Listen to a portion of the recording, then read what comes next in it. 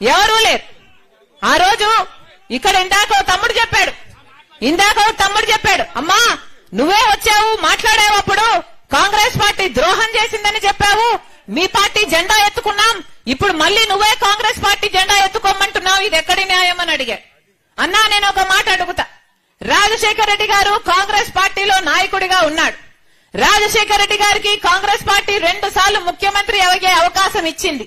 రాజశేఖర రెడ్డి గారు చనిపోయిన తర్వాత మనం ఏ రాజశేఖర రెడ్డి గారి పేరుని ఎఫ్ఐఆర్ లో కాంగ్రెస్ పార్టీ చేర్చింది అని అనుకున్నామో అది అబద్ధమని నా గుండె నమ్ముతుంది, నా మనసు నమ్ముతుంది. కాబట్టే ఈ రోజు కాంగ్రెస్ పార్టీలో చేరాను. ఊరికే చేరలేదు. నేను సోనియా గాంధీ గారిని, రాహుల్ గాంధీ గారిని పర్సనల్ గా కలిశాను. వాళ్ళు నన్ను పిలిచి కూర్చోబెట్టి నాకు చెప్పిన విషయం, తల్లి మేము రాజశేఖర రెడ్డి గారి పేరును ఎఫ్ఐఆర్ లో చేర్చలేదు, మాకు విషయం తెలియదు.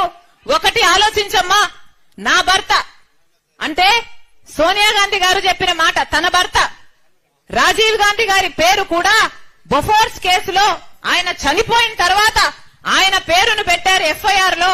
నాకు ఆ బాధ తెలుసు, నాకు ఎంత బాధగా ఉన్నిందో నేనే చెప్పగలను. అలాంటి విషయంలో నేను రాజశేఖర రెడ్డి గారి పేరుని ఎఫ్ఐఆర్ లో చేర్చాను అంటే నువ్వు ఎలా నమ్మావమ్మా అని ఆ రోజు నాతో అన్నమాట. మాకు నిజంగానే తెలియకుండా జరిగిన విషయము, ఇది పొరపాటే తప్ప మాకు తెలిసి చేసిన తప్పు కాదు తల్లి అని వాళ్ళిద్దరూ నాకు చెప్పడం జరిగింది. అంతేకాదు రాజశేఖర రెడ్డి గారు ఎంత గొప్ప మనిషో, రాజశేఖర రెడ్డి గారి మనసేమిటో, రాజశేఖర రెడ్డి గారు ఎంత నమ్మకంగా వాళ్ళకున్నాడో, రాజశేఖర రెడ్డి గారు ఉండుంటే వాళ్ళకి ఎంత బలమై ఉండో, ఇవన్నీ రాజశేఖర రెడ్డి గారు నా కళ్ళ మీదనే ముందరనే ఆకాశానికి ఎత్తేశారు. అంత గౌరవం ఉంది వాళ్ళకి రాజశేఖర రెడ్డి గారి మీద. అందుకనే ఈ రోజు రాజశేఖర రెడ్డి బిడ్డ కాంగ్రెస్ పార్టీలో మళ్లీ అడుగుపెట్టింది. మళ్లీ చెప్తున్నాం, మీరు 5 సంవత్సరాలు చంద్రబాబు గారికి అవకాశం ఇచ్చి చూశారు, 5 సంవత్సరాలు జగనన్న గారికి కూడా అవకాశం ఇచ్చి చూశారు.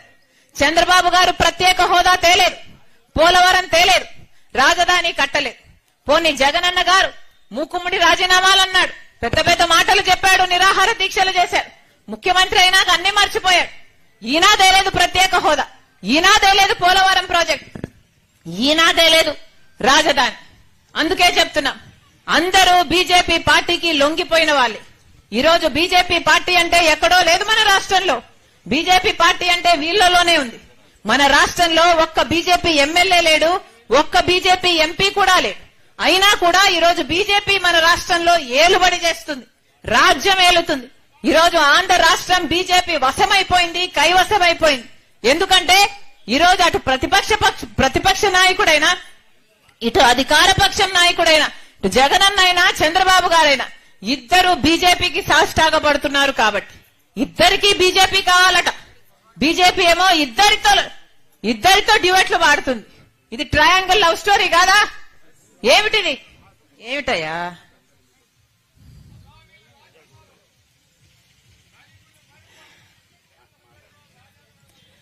ఆలోచన చేయండి.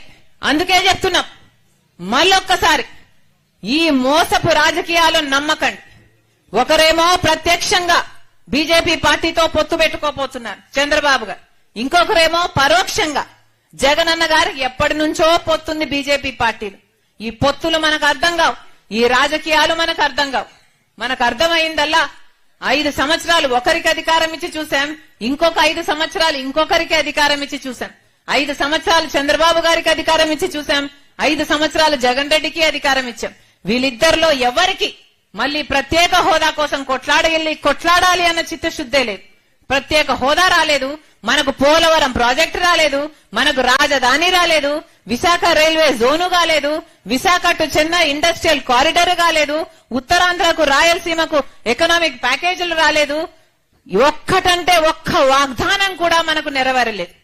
ఒక్క వాగ్దానం కూడా మనకు బీజేపీ పార్టీ ఇయ్యకపోయినా ఈరోజు బీజేపీ పార్టీకి కాళ్ళు పట్టుకుంటున్నారు ఈ జగన్ రెడ్డి గారు, చంద్రబాబు గారు. ఇది ఆగాలి అనే చెప్తున్నాం. మనకు ప్రత్యేక హోదా రావాలి అన్నా, మనకు పోలవరం ప్రాజెక్టు పూర్తి కావాలి అన్నా, మనకు రాజధాని కావాలన్నా, మన రాష్ట్రం బాగుపడాలన్నా, మన వ్యవసాయం పండుగ కావాలన్నా, మన రైతులకు మళ్లీ రుణమాఫీ జరగాలన్నా, మన బిడ్డలకు ఉద్యోగాలు రావాలన్నా, ఇవన్నీ ఒక కాంగ్రెస్ పార్టీకి మాత్రమే సాధ్యమవుతుంది అని నేను మనస్ఫూర్తిగా విశ్వసిస్తున్నా. ఒక రాహుల్ గాంధీ గారే చెప్పారు, తాను ప్రధానమంత్రి అయిన రోజున మొట్టమొదటి సంతకం ఆంధ్రప్రదేశ్ కు చెందిన ప్రత్యేక హోదా ఫైలు మీదనే పెడతాను అని. ఆ మాట పట్టుకొని వచ్చింది రాజశేఖర రెడ్డి బిడ్డ మీ దగ్గరికి. చెప్తున్నాం, మళ్ళీ చెప్తున్నాం, మనకు ప్రత్యేక హోదా వస్తేనే పెద్ద పెద్ద పరిశ్రమలు వస్తాయి. మన ఆంధ్ర రాష్ట్రం ముఖ చిత్రం మారిపోవాలి అంటే మనకు ప్రత్యేక హోదా సంజీవిని లాంటిది. పోలవరం ప్రాజెక్టు మనం పూర్తి చేసుకుంటే 20 లక్షల ఎకరాలు సాగులోకి వస్తుంది. ఇలా ఒకటి కాదు, రెండు కాదు, ఈ రోజు కనీసం ఇది మా రాజధాని అని చెప్పుకోవడానికి ఒక ఊరుందా? మనం తలెత్తుకొని ఇది మా రాజధాని అని చెప్పుకునేటట్టు కూడా లేదు కదా. ఇంత అవమానమా? మన బిడ్డలేం గాను, వాళ్ళ బిడ్డలేం గాను, మనకు భవిష్యత్తు ఉందా? మన భవిష్యత్తు ఇలాగే అంధకారం అయిపోకుండా ఉండాలి అంటే మీరు మనసు పెట్టి ఆలోచన చేసి నిర్ణయం తీసుకోవాల్సిన సమయం వచ్చింది. మళ్ళీ చెప్తున్నాం, ఇప్పుడు ఎలక్షన్లున్నాయి అమ్మా, ఓట్లేసే సమయం వచ్చింది తల్లి. ఇప్పుడు అన్ని పార్టీ వాళ్ళు వస్తారు మీ దగ్గరికి, మళ్ళీ ఓట్ల కోసం అడుగుతారు. ఏమ్మా అడుగుతారా? డబ్బులు కూడా ఇస్తారు. ఇస్తారా? తీసుకోండి. ఎవరు డబ్బులు ఇచ్చినా తీసుకోండి, ఎన్ని డబ్బులు ఇచ్చినా తీసుకోండి, మీ డబ్బే. ఈ liquor mafia, sand mafia, mining mafia, ఈ అధికార పక్షం వాళ్ళు భూ కబ్జాలు చేసి సంపాదిస్తున్న డబ్బే, ఇదంతా మీ డబ్బే. ఎవరు డబ్బులు ఇచ్చినా తీసుకోండి, కానీ ఓటు వేసే ముందు మాత్రం మీరు ఆలోచన చేయండి. ఎవరికి ఓటేస్తే మన బిడ్డల జీవితాలు బాగుపడతాయో మీరు ఆలోచన చేసి ఓటు వేయండి. మళ్ళీ చెప్తున్నాం తల్లి, నా గుండెలో నిజాయితీ ఉంది, నా పుట్టింటికి మేలు చేయాలి అన్న తపన ఉంది. అందుకే ఈ రోజు ఆంధ్ర రాష్ట్ర రాజకీయాల్లో అడుగుపెట్టింది రాజశేఖర రెడ్డి బిడ్డ. ప్రత్యేక హోదా వచ్చేంత వరకు రాజశేఖర రెడ్డి బిడ్డ ఇక్కడి నుంచి కదలదు. పోలవరం ప్రాజెక్టు పూర్తయ్యేంత వరకు రాజశేఖర రెడ్డి బిడ్డ ఇక్కడి నుంచి కదలదు. మనకు రాజధాని, బ్రహ్మాండమైన రాజధాని సాకారం అయ్యేంత వరకు రాజశేఖర రెడ్డి బిడ్డ ఇక్కడి నుంచి కదలదు. మీ అందరూ ఆశీర్వదించండి. మనం చెయ్యి కలిపితే ఇదంతా సాధ్యం చేసుకోవచ్చు. కాంగ్రెస్ పార్టీ మీ పార్టీ, కాంగ్రెస్ పార్టీ రాజశేఖర రెడ్డి గారి పార్టీ, కాంగ్రెస్ పార్టీ మన పార్టీ. ఈ హస్తం గుర్తు ఆంధ్ర రాష్ట్ర ప్రజలకు అభయ హస్తం. మీరందరూ ఆశీర్వదించండి. మరొక్కసారి రాజశేఖర రెడ్డి బిడ్డను చూడాలి అని, ఆశీర్వదించాలి అని, రాజశేఖర రెడ్డి బిడ్డ ఏం చెప్తుందో అని వినాలి అని మీరు మీ పనులు మానుకొని ఈ ఎండలో కూర్చొని నా కోసం సమయం చేసుకొని ఎంతసేపు అయినా ఇంతమంది వేచి ఉన్నారు.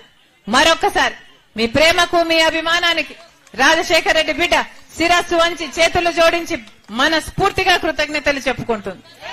జోహార్ వైఎస్ఆర్. ఈ కార్యక్రమానికి, రచ్చబండ కార్యక్రమానికి వచ్చేసినటువంటి